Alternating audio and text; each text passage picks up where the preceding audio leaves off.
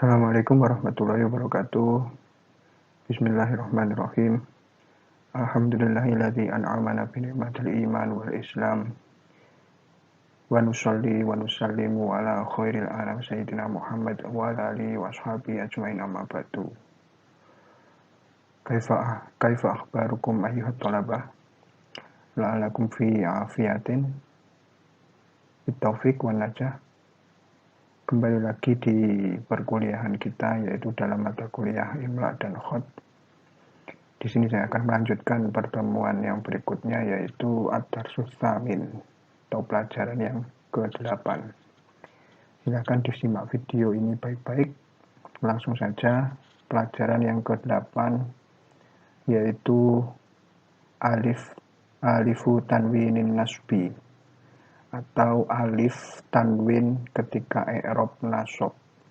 Jadi kita sudah tahu bahwasanya i'rab nasab itu alamat asalnya atau tanda dari i'rab nasab yaitu fathah yang asal atau yang utama. Nah, ketika nanti suatu kalimat atau isim dibaca nasab, itu kan salah satu tandanya ada alif di sana ketika fathah, terutama pada isim mufrad ataupun pada jamak taksir.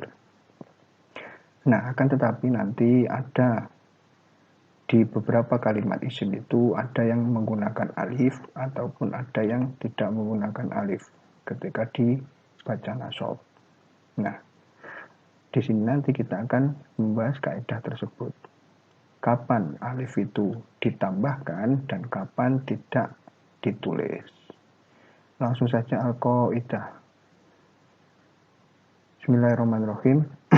Khina takunu al-kalimat al-arabiyah mashkulatan bitanwinin nasbi fa imma an tuzatu al-alif tusamma alifatan tanwinin nasbi fi akhiriha wa imma la tuzatu. Ketika kalimat bahasa Arab itu diharokati atau dikasih sakel dengan tanwin, tanda i'rab nasab, maka ada kalanya ditambahkan alif, dinamakan alif tersebut alif tanwin nasab, ditambahkan pada akhir kalimat tersebut. Dan juga ada kalanya tidak ditambahkan alif. Jadi kalimat atau lafadz berbahasa Arab itu ketika disyakel atau diharokati dengan tanwin i'rab nasab, maka perlakuannya itu ada dua. Ada kalanya ditambah alif, ada kalanya tidak di akhir kalimat atau di akhir lafaz tersebut. Nah, kapan ditambahkan alif? Atau ini yang pertama, kapan tidak ditambahkan alif tanwin nasab? Yang pertama, la tuzatu alifu tanwin nasbi fi. Tidak perlu untuk ditambahkan alif tanwin nasab itu pada fil ismil muntaha bitta'il marbutah mislu maktabatan syaja'atan. Yang pertama, kita tidak perlu menambahkan alif tanwin i'rab nasab pada isim yang diakhiri dengan ta marbutah. Contohnya maktabatan, syaja'atan, kurrosatan, dan seterusnya. Jadi ketika ini dibaca nasab, lafaz-lafaz ini dan lafaz ini tentunya berakhiran dengan ta marbutah, maka kita tidak perlu atau tidak boleh menambahkan alif di belakangnya. Jadi cukup ditanwin saja tanpa adanya alif. Yang berikutnya, yang kedua, pada isim yang diakhiri dengan alif maksuroh atau gambarnya ini contohnya. Contoh fatan. Nah, fatan ini juga ketika dibaca nasab, semisal nazartu fatan atau ra'aitu fatan, maka tidak perlu untuk menambahkan alif di akhir kalimat ini.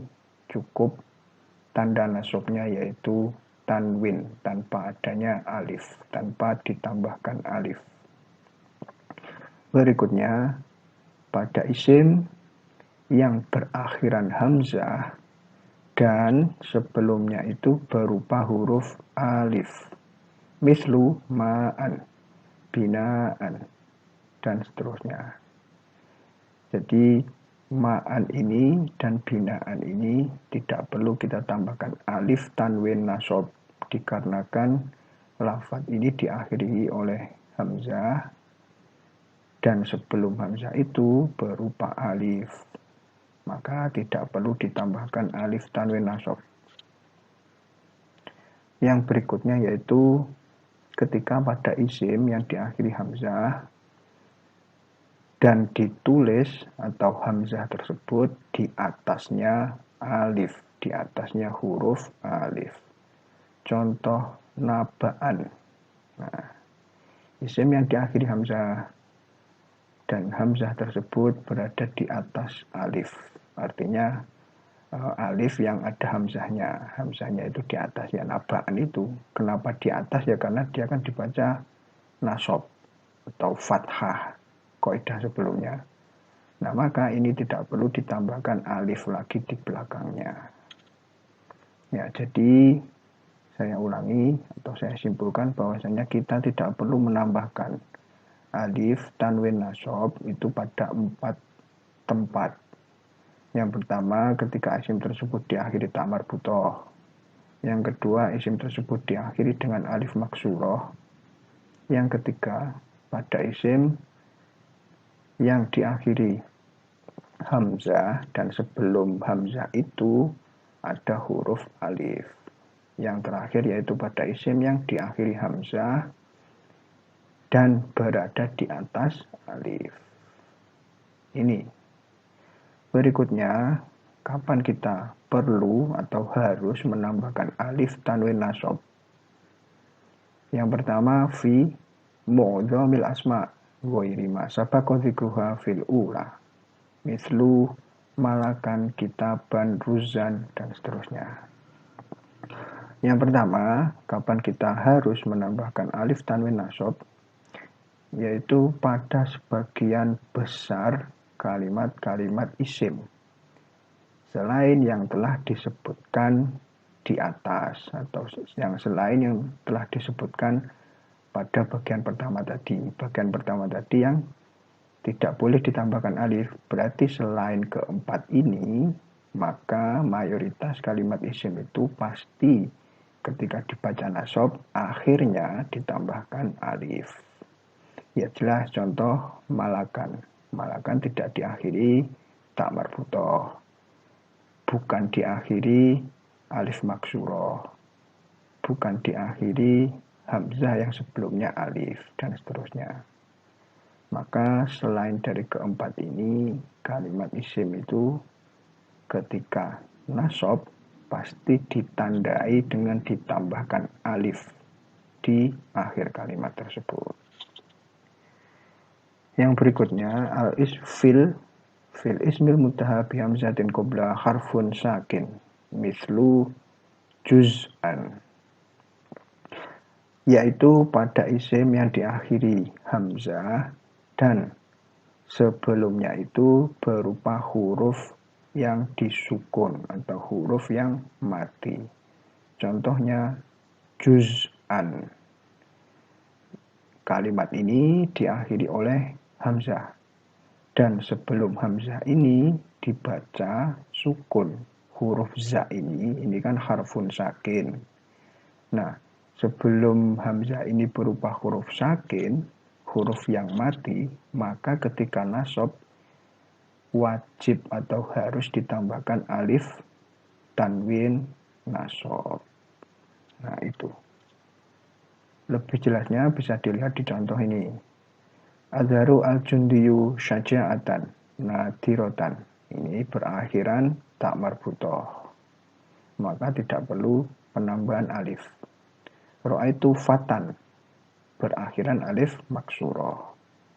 Kitaban mufidan. Nah, ini tidak berakhiran ta marbuthah, tidak berakhiran alif maksurah, dan seterusnya. juz'an, hafidtu juz'an wahidan minal Qur'an. Juz'an ini yang barusan ini, dia berakhiran hamzah dan sebelum hamzah itu berupa huruf mati. Maka ketika nasab ditambahkan alif. Ya, bisa dibaca sendiri nanti untuk lebih jelasnya.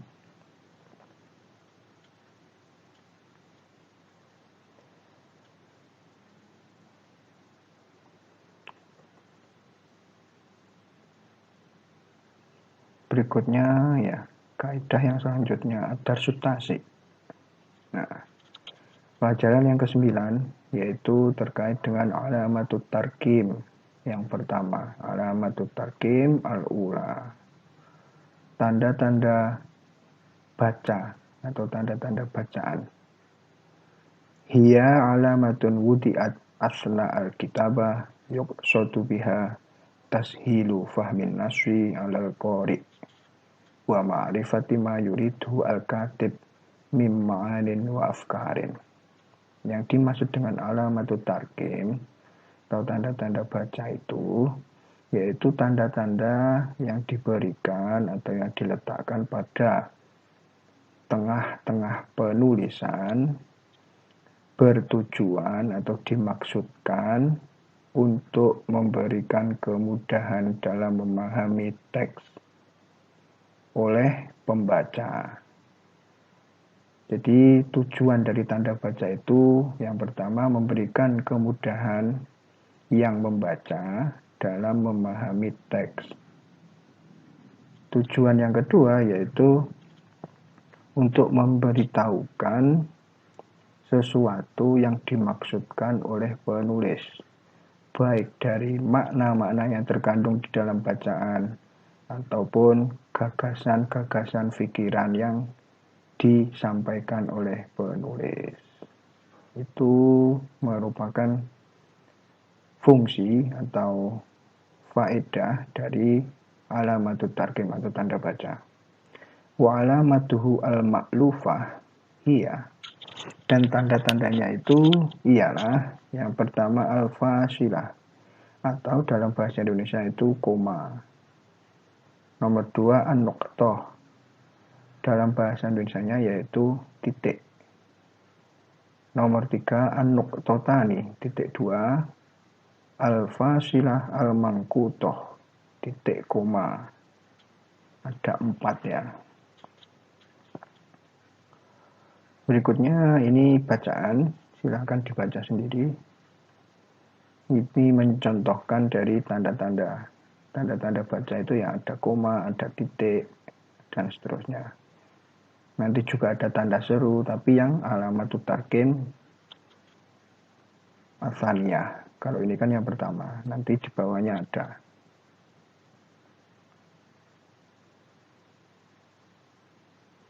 Langsung kita ke kaidahnya saja.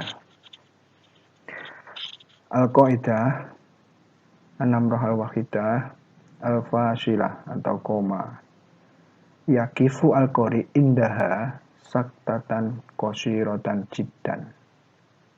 Ketika ada tanda baca itu, pembaca ini dipersilahkan untuk berhenti sejenak atau ya sedikit dalam waktu, maksudnya berhenti tidak lama, berhenti sejenak. Wa tudau bainal jumal al-qasirah allati tukawinu jumlatan tawilatan murakkabatan. Nah, penempatan atau penggunaan dari tanda koma atau al-fasilah itu dipakai atau digunakan di antara dua kalimat yang pendek, yang mana terdiri dari beberapa kalimat panjang yang disusun. Jadi penggunaannya itu di antara beberapa pernyataan, nah, yang pendek, yang terdiri dari kalimat-kalimat yang panjang dalam penyusunannya. Yang kedua yaitu di antara ma'tuf dan ma'tuf alaih. Contoh,